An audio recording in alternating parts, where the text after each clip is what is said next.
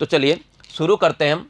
यहाँ पे मैंने क्या किया, दो समविभव पृष्ठ ले लिए। मेरे पास क्या है, दो समविभव पृष्ठ हैं। पहला ये v है और दूसरा मैंने क्या किया, v माइनस डी ले लिया। भाई एक ये ले लिया v और ये ले लिया v माइनस डी। तो अपन इस चीज़ को लिख भी देंगे। लिखना आपको आता है, चित्र बना के आप अपनी भाषा में लिखें तो बहुत अच्छी बात है। हालांकि यहाँ लिखा हुआ है, आप इससे भी कॉपी कर सकते हैं। यहाँ लिखा हुआ है माना दो समविभव पृष्ठ है, ठीक है, ये रहा और ये रहा।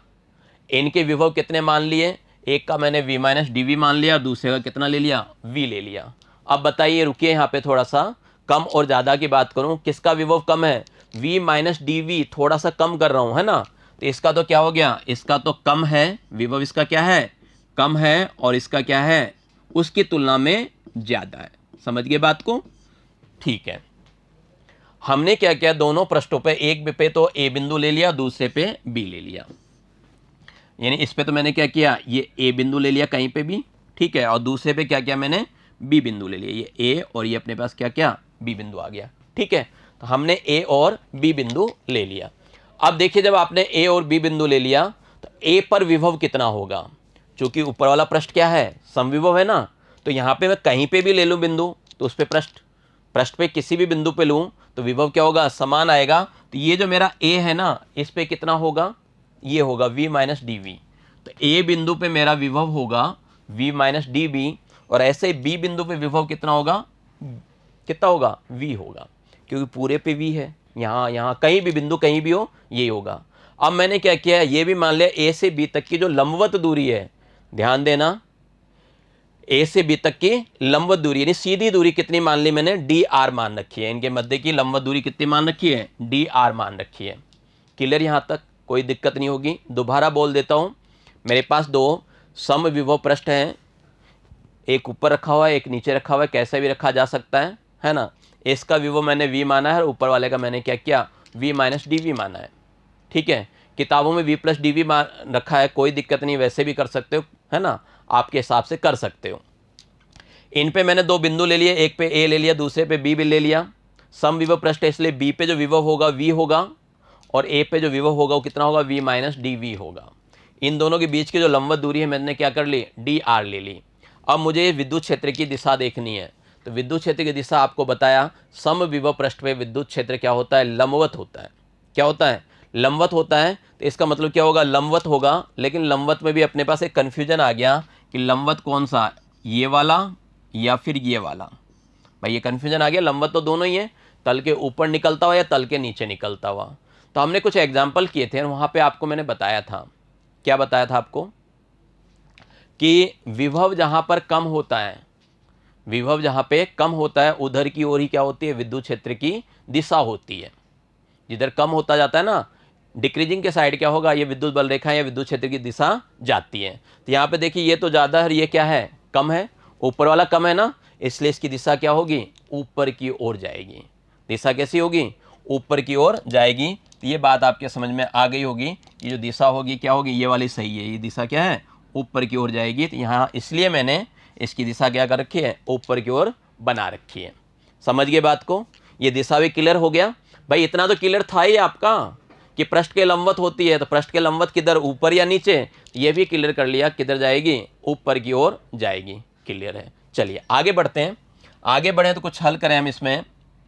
ये चीज़ें वही लिखी हुई है कि हम जानते हैं, आप चाहें तो कॉपी में इस चीज़ को लिख सकते हैं, स्क्रीनशॉट ले सकते हैं, आप लिख सकते हैं कि हम जानते हैं समविभव पृष्ठ पर विद्युत क्षेत्र पृष्ठ के क्या होता है, लंबवत होता है। और अभी जो मैंने चीज़ें बताई है वही चीज़ यहाँ पे लिखा हुआ है कि विद्युत क्षेत्र की जो दिशा है उच्च विभव से निम्न विभव की ओर होता है, कम, ठीक है, ज़्यादा से कम की ओर चलता है। इससे रिलेटेड मैंने आपको एग्जाम्पल 2.3 भी कराया था, तो उसको भी देख सकते हैं, है ना, उस वीडियो को भी देख सकते हैं, वहाँ पे भी ये चीज़ समझाया हुआ है, ठीक है।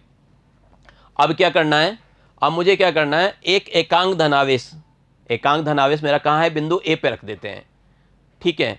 और उसको क्या करूँगा, बिंदु ए पे रख के उस एकांक धनावेश को ए से मैं कहाँ तक लाऊंगा, बी तक लाऊंगा। ऐसा करने से क्या होगा, कार्य निकलेगा, है ना। तो मैं यही काम कर रहा हूँ कि एकांक धनावेश को कहाँ रख दिया मैंने, बिंदु ए पे रख दिए। जब मैं एकांक धनावेश को बिंदु ए पे रखूंगा तो उसमें क्या होगा, बल कार्य करेगा, करेगा ना, विद्युत क्षेत्र तो है वहाँ पे, तो विद्युत क्षेत्र से बल कार्य करेगा।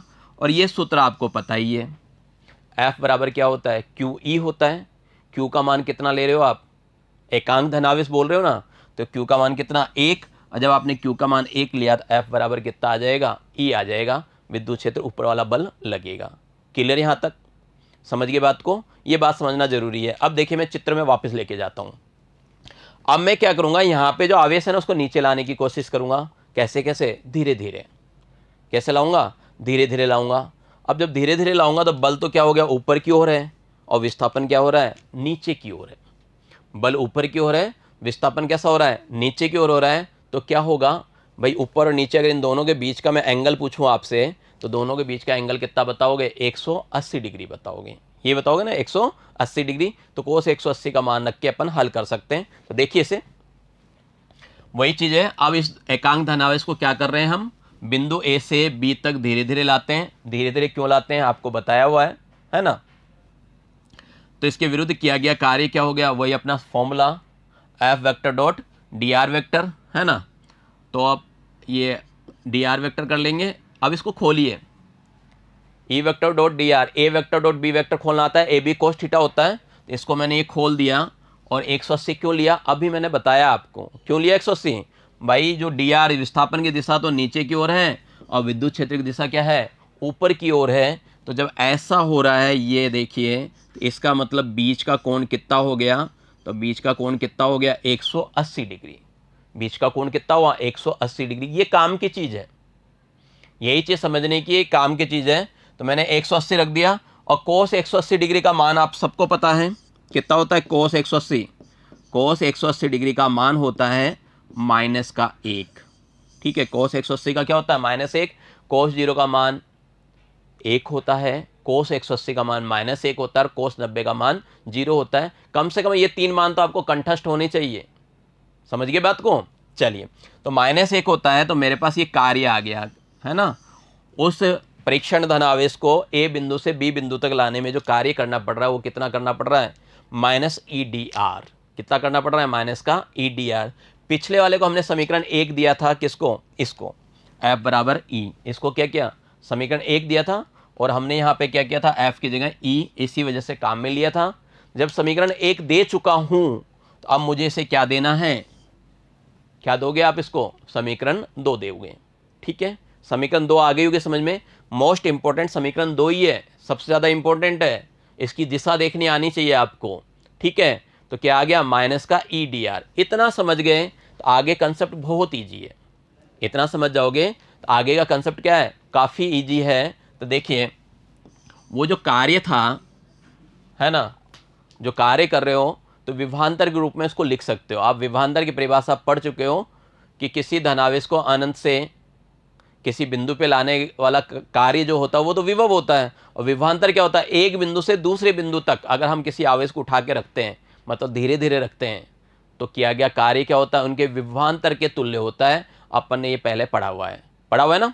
तो यहाँ पे VB माइनस VA क्या होगा, किया गया कार्य बटा आवेश। क्यों, Q का मान कितना है, Q का मान 1 है, तो 1 रख दिया।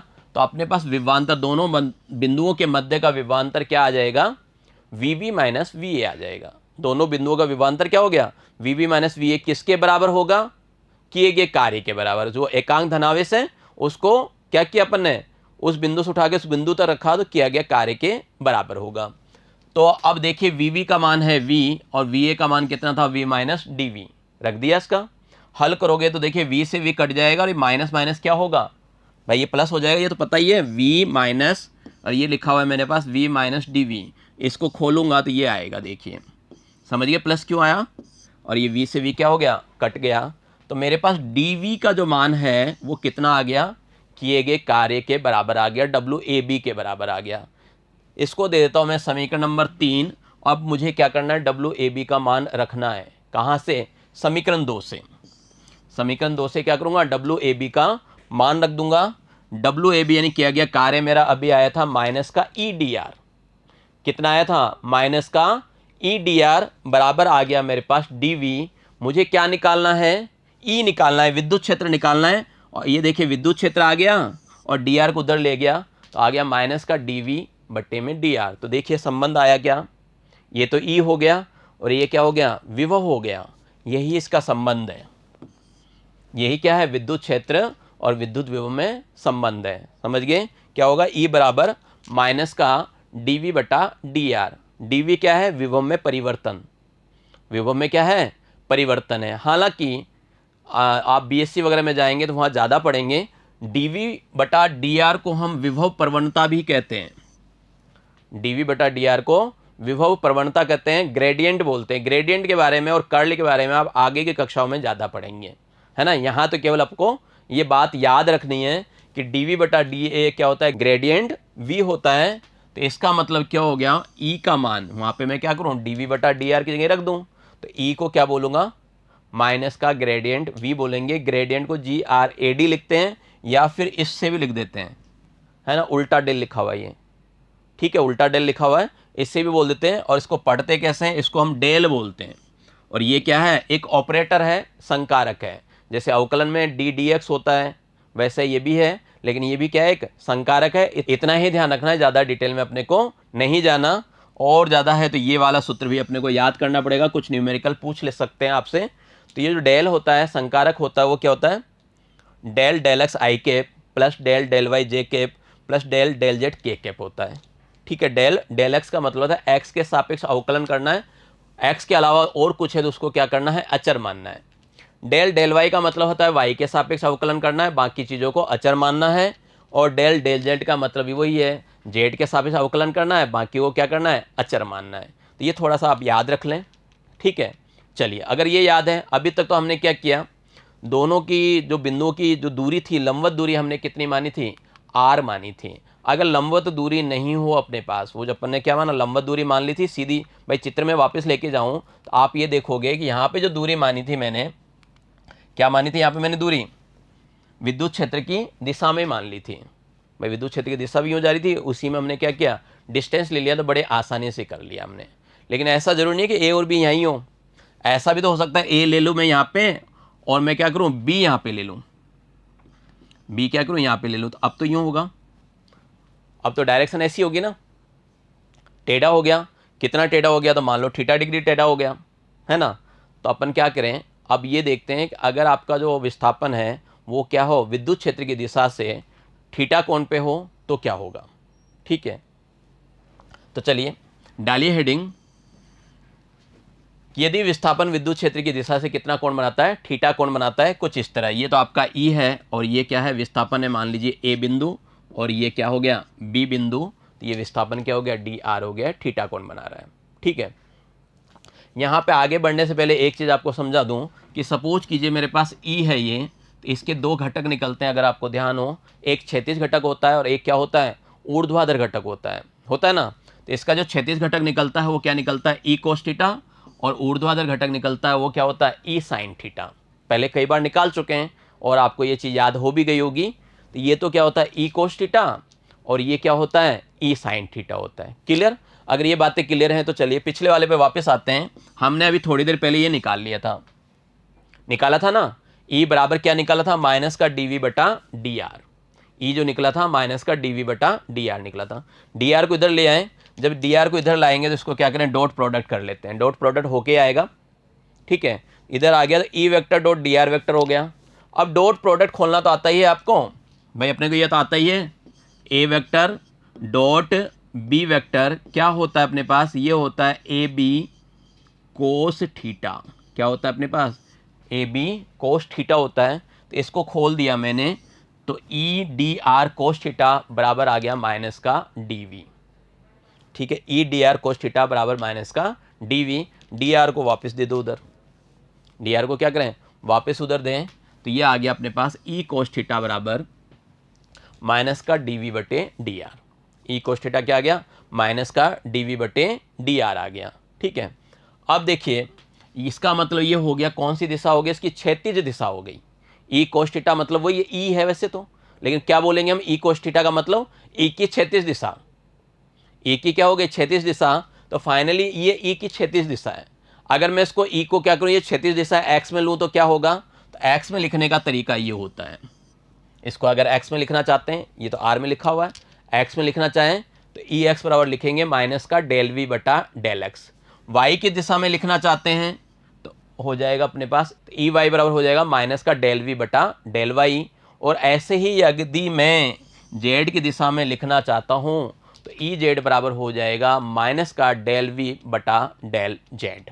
ठीक है, और ये अपने को पता होना चाहिए, आपने कक्षा 11 में पढ़ रखा है इसके बारे में, वेक्टर वाले में बताया हुआ है आपको, और नहीं बताया हुआ है तो वापस सुन लें इसको, कि जो ई वेक्टर होता है वो होता है ई एक्स आई केप प्लस ई वाई जे केप प्लस ई जेड के केप।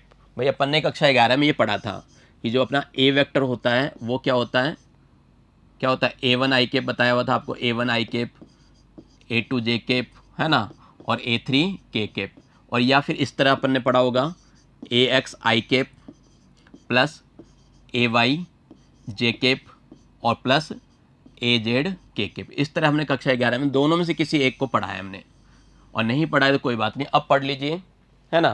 तो ई वेक्टर को क्या लिख सकते हैं हम, ई एक्स आई केप प्लस ई वाई जे के plus E z k cap लिख सकते हैं। ठीक है, तो जब आप ई को ऐसे लिख सकते हैं तो आपके पास क्या हो गया, वहाँ पे क्या करें, ई एक्स ई वाई और ई जेड का मान रख दें। ये जो आया हुआ है ना अपने पास, इनका हम क्या करें, मान रख देते हैं, और इनका मान रखोगे तो ये बन जाएगा ई वेक्टर बराबर माइनस डेल वी बटा डेल एक्स आई केप प्लस डेल वी बटा डेल वाई जे केप प्लस डेल वी बटा डेल जेड के केप। और यहाँ से क्या करेंगे, सबका वी बाहर निकालेंगे, हम सबका वी बाहर निकालेंगे तो इसको आप यूँ भी लिख सकते हो, ई बराबर माइनस क्या हो गया, सबका निकाला तो डेल डेल एक्स आई cap plus del del y कितना जे केप और प्लस डेल डेल जेड, ये कितना आ जाएगा अपने पास, के केप आ जाएगा। ठीक है, और बाहर क्या निकाल रखा है हमने बाहर निकाल रखा है क्या, v। हमने इसके बाहर सबके क्या निकाल रखा है, v। और ये देखिए बताया था ये क्या था, डेल के बराबर था, संकारक के बराबर था, है ना। तो इसको अपन ने ले लिया, तो इसको यूँ लिख सकते हो डेल v। भाई ये जो अंदर वाला पार्ट है वो किसके बराबर है, डेल के बराबर है, उल्टा त्रिभुज जो बना हुआ है ना उसके बराबर है, तो इसको डेल वी लिख सकते हो, या फिर आप ग्रेडियंट v भी बोल सकते हो। ई वेक्टर बराबर माइनस का ग्रेडियंट v, या फिर हम क्या बोल सकते हैं, विभव प्रवणता भी बोल सकते हैं, माइनस का विभव प्रवणता भी बोल सकते हैं। अब बताइए माइनस का चिन्ह क्या दर्शा रहा है, माइनस का चिन्ह क्या दर्शा रहा है, माइनस का चिन्ह उसी चीज़ को दिखा रहा है, ई की दिशा बता रहा है कि जिधर विभव कम होगा उधर ई जाएगा। ठीक है, उच्च से निम्न की ओर जा रहा है, ये माइनस का चीज़ यहाँ पे दिखा रहा है, ये जो माइनस है ना ये इसी बात को इंगित करता है। समझ गए बच्चों। तो ये डेरिवेशंस आपको याद रखना है, परीक्षा में पूछ लेते हैं। वैसे तो एनसीईआरटी में छोटा सा ही डेरिवेशन दिया हुआ है, कहाँ तक, अपनी जो एनसीईआरटी बुक है वहाँ पे तो बस इतना ही बताया हुआ है, अब ये भी नहीं बताया, यहाँ तक ही बताया हुआ है। लेकिन कई बार क्या होता है कंपटीशन एग्जाम वगैरह में इससे रिलेटेड क्वेश्चंस आ जाते हैं, तो इससे रिलेटेड क्वेश्चन करने के लिए भी जानना जरूरी है। भाई ज्ञान में वृद्धि तो होनी चाहिए ना, तो ये भी आना चाहिए अपने को, ये सारी चीज़ें। और फाइनली अगर आप पूछना चाहते हैं तो आपको फाइनली ये कहूँगा कि ये वाला फॉर्मूला याद होना चाहिए आपको। कौन सा, ये जो बना है ना अपने पास, ये फॉर्मूला अपने को क्या होना चाहिए, याद होना चाहिए कि ई वेक्टर बराबर होता है minus del V del x आई cap plus del V del Y जे cap plus del V del Z के केप। जरूर आप लोगों के दिमाग में एक बात आ रही होगी कि अवकलन है कि क्या है, ये क्या है डेल डेल एक्स, तो ये होता है आंशिक अवकलन। ये क्या होता है, आंशिक अवकलन होता है, पार्शियल होता है। तो इसको समझने के लिए, इस बात को क्लियर करने के लिए हम क्या करते हैं, एक छोटा सा एक एग्जाम्पल देख लेते हैं, वहाँ पे ये चीज़ आपके समझ में आ जाएगी। देखें एग्जाम्पल, तो चलिए एग्जाम्पल की ओर बढ़ते हैं। मेरे पास एक एग्जाम्पल दिया हुआ है, देखिए पढ़िए इस एग्जाम्पल को, कि विद्युत क्षेत्र में विद्युत विभव को v एक्स वाई जेड के फॉर्म में लिखा हुआ है ना, एक्स वाई जेड के टर्म में है। क्या कह रहा है, कितना, 6x minus 8xy minus 8y plus 6yz से निरूपित किया जाता है। v का मान क्या दे दिया, v का मान दे दिया हमें 6x minus 8xy minus 8y plus 6yz। ठीक है, v क्या है, वोल्ट में है, और xyz किस में है, मीटर में है। जो v है उसकी इकाई किस में है, वोल्ट में है, और xyz जो प्लॉटिंग की गई है वो किस में की गई है, मीटर में कर रखी है। और हमें क्या करना है, बिंदु, एक बिंदु दे रखा है 111 1 1 1 1 1 का मतलब x का मान 1, y का मान 1 लेना है और z का मान 1 लेना है। समझ गए, 1 1 1 3D में ये बिंदु लिया हुआ है। क्लियर है, 3D में अपन ने क्या क्या रखा है, ये एक बिंदु ले रखा है। यहाँ पे हमें विद्युत क्षेत्र का परिमाण ज्ञात करना है। जब भी इस तरह के क्वेश्चन आ जाए एक्स वाई जेड में, तो आपको क्या करना है, ग्रेडियंट वाला ही फॉर्मूला अप्लाई करना है। ठीक है, तो मैं जानता हूं कि ई वेक्टर बराबर क्या होता है, माइनस का डेल वी। फॉर्मूला रख देंगे, तो ये फॉर्मूला हो गया अपने पास, ये भी आपको बता ही दिया था, ये सूत्र आपको मैंने कहा था याद रखना है, ये रख दिया। अब देखो यहाँ पे एक एक चीज निकालेंगे कि डेल वी डेल एक्स क्या होगा। डेल वी डेल एक्स का मतलब होता है बच्चों, जो v दिया गया उसमें x का तो क्या करना है, अवकलन करना है। x क्या होगा, वेरिएबल हो जाएगा, चर हो जाएगा। x के अलावा जो बचेंगे वो सारे के सारे क्या होंगे, अचर हो जाएंगे। x के अतिरिक्त जो बचेगा वो सब के सब क्या हो जाएंगे, अचर हो जाएंगे। कांस्टेंट मानते हुए उससे ट्रीट करना है, समझ गए। तो एक करके बता रहा हूं, मेरे पास है v बराबर ये, ठीक है, अपने पास क्या है, v बराबर है 6x minus 8xy minus 8y plus 6yz। अब मैं क्या करूंगा, इसका x के सापेक्ष आंशिक अवकलन करूंगा। क्या करूंगा, x के सापेक्ष आंशिक अवकलन। तो x के सापेक्ष आंशिक अवकलन करने का मतलब ये 6x का कितना होगा, 6x का कितना होगा, 6 हो जाएगा। ये अपन ने 6x का 6 कर लिया। ये है 8xy, तो y को कांस्टेंट मानो, 8 तो होता ही है कांस्टेंट, 8y हट गया, बाहर निकल गया। x का फिर से करूंगा, कितना होगा, 1 होगा। तो 8xy का कितना हो गया, 8y हो गया। इसका अवकलन कितना हो गया, 8y। अब ये देखिए, ये कांस्टेंट है क्योंकि y का टर्म आया, x का टर्म नहीं है, और ये भी क्या है, कांस्टेंट। तो वो सारे क्या हो गए, जीरो हो गए, वो सारे क्या हो गए, जीरो हो गए। तो मेरे पास डेल वी डेल एक्स कितना आया, 6 माइनस 8y आया। कितना आ गया, 6 माइनस 8y। समझ गए होंगे बात को। भाई मैंने क्या किया, अगर नहीं समझा तो देखिए, ये मेरे पास v है, v मेरे पास कितना है, 6x minus 8xy minus 8y और क्या है, प्लस का 6yz। अब मुझे इसका x के सापेक्ष अवकलन करना है, x के सापेक्ष। तो देखिए इसका करिए, ये तो 6 तो निकल जाएगा बाहर, x का कितना होता है, 1 होता है, तो ये 6 हो गया। ठीक है, माइनस 8y बाहर निकाल दूंगा क्योंकि x के अलावा जो भी है उसको क्या मानूंगा मैं, कांस्टेंट मानूंगा। 8y मैंने बाहर निकाल दिया, अंदर क्या बचा आपके पास, तो आप कहोगे अंदर तो केवल x बचा, और x का अवकलन कितना होता है, x का अवकलन 1 होता है, 1 रख दिया। आगे देखिए ये पूरा का पूरा y है, तो ये कांस्टेंट है, और अगले में y और z है, तो वो भी क्या है, कांस्टेंट है। ठीक है, x को मानना है, बाकी को कांस्टेंट मानना है, तो इसलिए अपने पास क्या आ गया, 6 माइनस 8y हो गया। ऐसा कैसे आप क्या करें, y के सापेक्ष कर लें, डेल v बटा डेल y, v का y के सापेक्ष आंशिक अवकलन करने पे। तो देखिए क्या होगा, ये कांस्टेंट आपका 0 हो गया, इसमें क्या होगा, 8x कॉमन आ जाएगा क्योंकि कांस्टेंट है। y का करूंगा कितना होगा, 1 हो जाएगा, भाई इसका तो 0 हो गया, इसका क्या हो गया, 1 हो गया। 8y का करोगे कितना होगा, माइनस का 8 होगा, समझ रहे हो। और इसका क्या हो गया, 6yz है, y है इसके पास, तो y का 1 होता है, तो इसका कितना हो गया, 6z हो गया। ठीक है, इसका कितना हुआ था, इसका 1 हो गया था, तो ये माइनस का 8x बना था।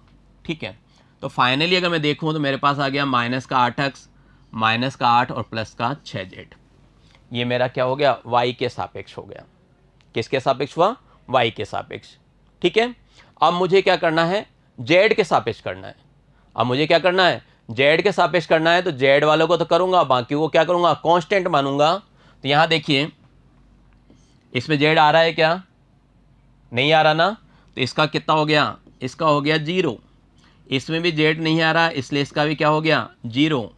इसमें भी z नहीं आ रहा, इसका भी क्या हो गया, 0। तो फाइनली इसमें आ रहा है, तो इसका 6y तो कॉमन आ गया और z का 1 हो गया।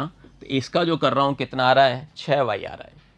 इसका कर रहे हैं तो कितना आ रहा है, 6y आ रहा है।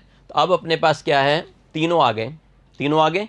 भाई x के सापेक्ष आ गया, x के सापेक्ष कितना आया था, अभी हमने देखा था 6 माइनस 8y आया था। y के सापेक्ष किया तो कितना आ गया, minus 8x minus 8 plus 6z आ गया। और z के सापेक्ष किया तो कितना आ गया, 6y आ गया। बस आपका काम समाप्त। आप क्या करेंगे, e बराबर लिख देंगे, e बराबर क्या होगा, तीनों को जोड़ के लिख देंगे, बताया था ना, ई एक्स आई केप, ई वाई जे केप और ई जेड के केप, है ना। तो ये आ गया अपने पास, ये पहला वाला, ये दूसरा, ये तीसरा। इसके आई, उसके जे और उसके क्या करना है, के लगाना है। क्लियर यहाँ तक। फिर देखिए प्रश्न में आपको कहा था बिंदु 1 1 1, मतलब क्या था, इसका मतलब था कि x का मान भी मुझे 1 लेना है y का मान भी क्या करना है, 1 लेना है, और z का मान भी क्या करना है, 1 लेना है। यहाँ पे x का मान 1 रख देंगे, y का मान 1 रख देंगे और z का मान 1 रख देंगे। यहाँ पे 1 रखोगे तो ये हो जाएगा 6 - 8, हो जाएगा 6 - 8। इसमें रखिए तो ये हो गया -8, वो -8 है ही, और 6z हो जाएगा, इसका मान 1 रख दिया। उसमें भी मैंने 1 रख दिया तो ये कितना हो गया, 6k हो गया। सरल कर सकते हो, सरल करोगे 6 में से 8 गया, ध्यान देना 6 में से 8 गया, कितना बचेगा, 2 नहीं बचेगा, माइनस का 2 बचेगा। क्या बचेगा अपने पास, माइनस का 2।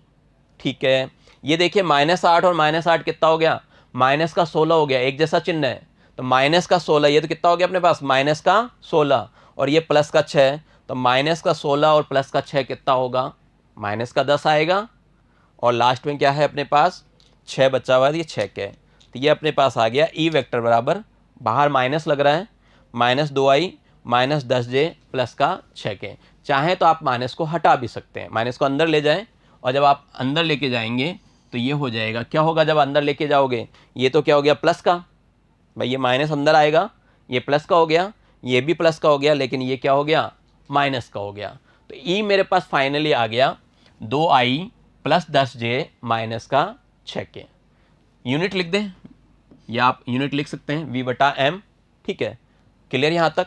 अगर मुझे इसका परिमाण चाहिए, मुझे क्या चाहिए, परिमाण चाहिए, तो ये अपने को पता है, देखिए नहीं पता तो मैं बता देता हूँ। अगर a बराबर आपके पास a1 i कैप और a2 j कैप और a3 k कैप है ना, तो इसका जो परिमाण निकालते हैं, परिमाण क्या होता है, ये a1 a2 a3 घटक होते हैं x y और z के, तो इनका क्या करेंगे आप, स्क्वायर लेंगे। ये होगा a1 square plus a2 square और प्लस क्या होगा, a3 स्क्वायर। ठीक है, ये होता है, तीनों का वर्ग करके जोड़ के उसका क्या करते हैं हम, वर्गमूल लेते हैं। तो यहाँ भी यही करना है आपको, किसका स्क्वायर, 2 का स्क्वायर यानी कितना 4, फिर 10 का स्क्वायर कितना 100, -6 का स्क्वायर, ध्यान रखना -6 का स्क्वायर करूंगा तो प्लस का ही आएगा 36, माइनस का 36 नहीं करना अपने को, क्योंकि माइनस का स्क्वायर क्या होता है, प्लस होता है, इस बात का ध्यान रखना है।